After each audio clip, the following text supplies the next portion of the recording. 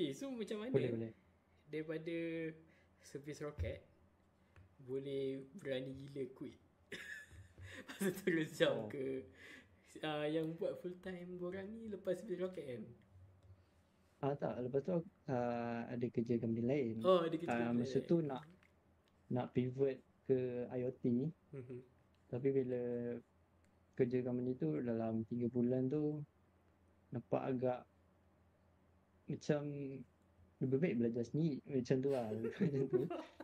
Tak boleh kerja dengan orang So lah. bukan tak boleh kerja dengan orang kan. Dari segi knowledge yang diterima dalam IoT tu Hmm. agak limited lah. Sebab company tu company startup. So guidance pun tak ada sangat. Hmm.